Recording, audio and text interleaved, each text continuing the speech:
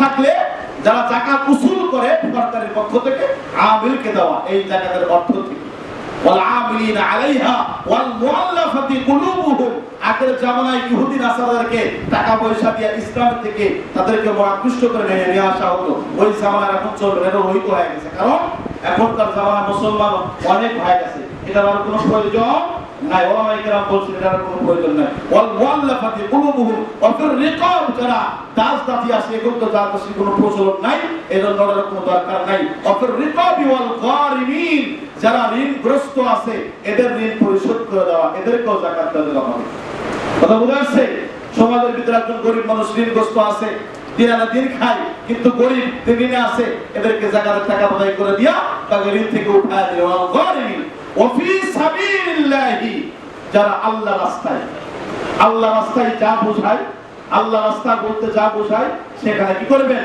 দান আদায় করবেন ওয়া ফি সাবিলিল্লাহি ওয়া মিনাস সাবিল এবং মুসাফির এমন মুসাফির যে সে ঢাকা থেকে আপনাদের বগুড়ায় আছে ঢাকা সম্পদ আছে কিন্তু বগুড়া আসিয়া ঢাকাতে দল ধরিয়া ফকির মিসকিন হয়ে গেছে টাকা কিছু নাই এই ব্যক্তিকে কি দেওয়া যাবে যাকাত দেওয়া যাবে তাহলে 8টা খাতে আপনারা কি দিতে পারবেন যাকাত আদায় করতে পারবেন এই জন্য বলতেছিলাম আপনারা নিজের মালকে সিন্ধুকের ভিতরে না রাখিয়া মালটাকে একটু বাহির করেন একটু পবিত্র করেন বাড়ার জন্য বাহির করেন কমবে না মাল বাড়তি থাকবে এই জন্য মালটা বাহির করিয়া সুন্দরভাবে যাকাত আদায় করেন নিয়ম প্রতিদিন যাকাত আদায় করেন যাকাতের মাল দিলে যাকাত মাল কমে না যাকাতের মাল দিলে আল্লাহ তাআলা মাল বাড়ায় পরীক্ষা করেন এবার দিয়ে যাকাতের সবটা গেল এখন আসুন ফিতরের যেটা ফিতরা যাকে বলা হয় ফিতরা প্রত্যেকটা নন মুসলিমদের জন্য নাবালক শিশুর পক্ষ থেকে পিতা কি করবে আদায় করে দেবে ফিতরা বর্তমান আমাদের বাইতুল মুকাররম মসজিদের খতিব রুহুল আমিন সাহেব ওনারা বসে সরকার পক্ষ থেকে নাকি তারা বসে নির্ধারণ করেছে যে সর্বনিম্ন ফিতরা বর্তমান আসছে হচ্ছে 115 টাকা 100 টাকা 15 টাকা আর সর্বোচ্চ 2970 টাকা 2970 টাকা 115 টাকা দেওয়া হয়েছে আটা এবং গমের বিনিময়ে অর্থাৎ 1 কেজি 650 গ্রাম যদি আটা এবং গম আদায় করতে চান কি আদায় করতে চান আটা এবং গম আর যদি আপনি খেজুর পনির জব কিশমিশ আদায় করেন তাইলে 3 কেজি 300 গ্রাম 3 কেজি 300 গ্রাম বাজার দরজা আছে সেই হিসেবে যাকাত আদায় করবেন অনেকের এখন একটা প্রশ্ন আসে অনেকেই বলে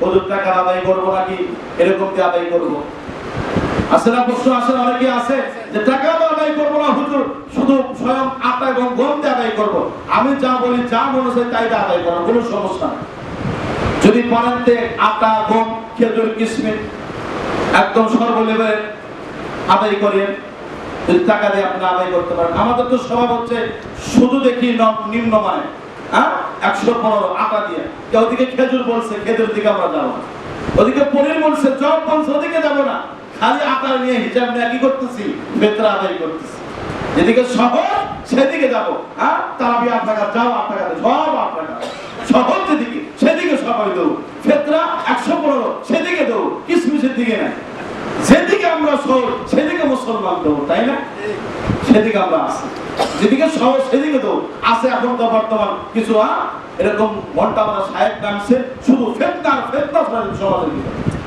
মুসলমান আজকে দিশাহারা হয়ে গেছে শুধু ফিতনা বলতেছে টাকা দিয়ে আদায় করলে তাই হবে না আচ্ছা ভাই এখন বুঝান তো একজন ব্যক্তির কাছে ধরেন যে তার কাছে কোনো খাবার নাই আপনি খেজুর দিয়া সেখানে খেজুরই খাবে আমাদের দেশে তো খেজুরের প্রচলন আছে নাই আমাদের দেশে ভাত খাই আটা গমেরও বল খাই একজন মানুষের কাছে খাবার আছে ঠিক আছে কিন্তু তার কাছে কাপড় চোপড় নাই কাপড় চোপড় কিনে দিলেন টাকা দিয়ে হবে না এই জন্য বলতেছিলাম আটা গম দিয়ে আদায় করতো সাহাবায়ে কেরামের জামায় তখন আটা গম খাদ্যের কি ছিল অভাব ছিল এটা বুঝতে হবে খাদ্যের কি ছিল অভাব ছিল ইহামতকে কিতাবের ভিতরে আছে সাহাবায়ে কেরামরা কাছের পাতা খেয়ে জীবন কাটাইতে যখন বর্তমান ফিলিস্তিনের মুসলমানরা কাছের পাতা দিয়ে ঘাস দিয়ে ইফতার করতেছে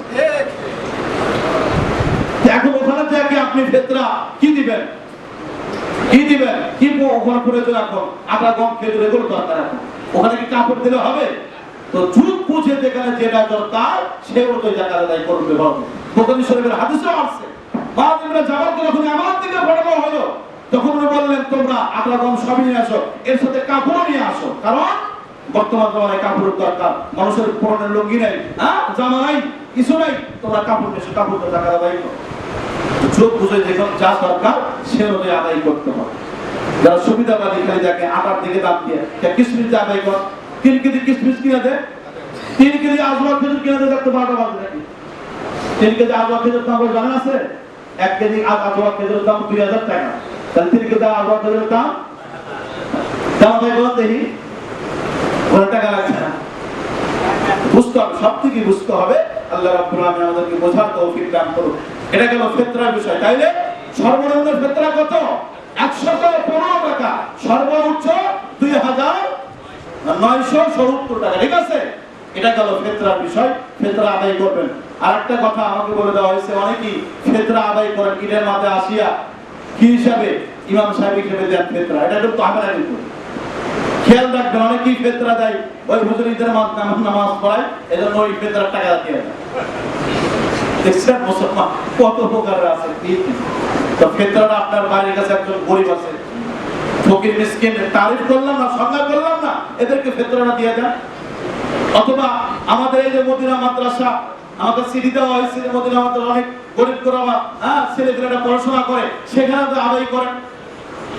মদিনা মাদ্রাসা আছে না, এখানে অনেক যারা গরিব গোরাবা ছেলেপেলেরা পড়াশোনা করে, এরা দিনই পড়াশোনা করে, যা দিবেন এই টাকা দিয়ে যদি যতটুকু পর্যন্ত লেখাপড়া করবে, যতটুকু পর্যন্ত তারা পড়াশোনা করবে দুনিয়ার জমিনে, যা করবে সব আমলনামায় আপনার সব লেখতে হবে।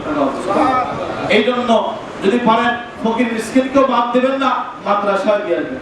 কি দিয়ে আসবেন? মাদ্রাসাও দিবেন, ফকির মিসকিনকে দিবেন। ইনশাআল্লাহ আমাদের সকলকে বোঝার তৌফিক দান করুন। এটা হচ্ছে ফিতরা সংক্রান্ত বিষয়। আরেকটা বিষয় হলো লাইলাতুল কদর, ইতিকাফ বিষয়। ইতিকাফে আসি, ইতিকাফ হচ্ছে, ইতিকাফের অর্থ হলো অবস্থান করা। কি করা? অবস্থান করা। ইতিকাফ 3 ধরনের। কয় ধরনের? একটা ওয়াজিব ইতিকাফ, 2 নাম্বার সুন্নতে মুআক্কাদা, আর একটা নফল ইতিকাফ। সুন্নতে মুআক্কাদা হলো যে রমজানের শেষ দশকে ইতিকাফ করা। কি সুন্নতে মুআক্কাদা? কি ইতিকাফ? সুন্নতে মুআক্কাদা অর্থাৎ যদি আমাদের পক্ষ থেকে যদি একদিনের আদায় করে দেয়, সবার পক্ষ থেকে কি হয়ে যাবে? আদায় হয়ে যাবে। এটা হলো সুন্নতে মুআক্কাদা। এই জন্য আমরা সুন্নতে মুআক্কাদা অনেক সময় শুধু ইতিকাফের বেলায় দেখি একজন দিয়ে আদায় করতে চাই, কিন্তু জানাজার নামাজ ওটাও তো সুন্নতে মুআক্কাদা ফরজে কিফায়া, সেখানে তো একজন আপনার নাম না, কিন্তু তো সবাই যান। কথা বলেন ঠিক কিনা?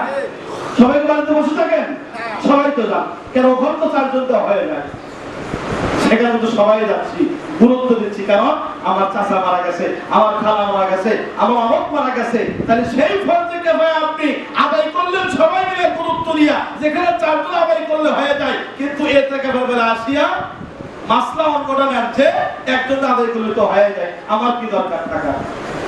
কথা বলেন ঠিক কিনা? আমরা তো সুবিধাবাদী, আমরা সুবিধাবাদী না, মাসলা ঠিকই বুঝি, কিন্তু যেটা সুবিধা সেদিকে যায়। কথা বলেন নাই আমার? এই জন্য ইতিকাফ বসে বিভিন্ন জায়গায়, বুড়াদেরকে দিয়ে বসায়, যারা বৃদ্ধ হয়ে গেছে, চলতে পারে না, ফিরতে পারে না, ওরা আবার কিসের ইতিকাফ?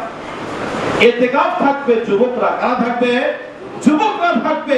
সৌদিতে যান, মিশরে যান, যেখানেই যান, সবাই সব জায়গায় যুবকরা ইতিকাফ করে। সুবহানাল্লাহ। এখানে অনেক যুবক আছে যারা নামাজ পড়তে আসে, যারা সব ছেলেটা স্কুল ছুটি হয়ে গেছে, বয়স অনেক বেশি, যুবক বাড়িতে এমনি বসে থাকে, এলোমেলো ঘোরাফেরা করে। আমি আহ্বান করব ওই পিতা মাতাদেরকে, ওই সন্তান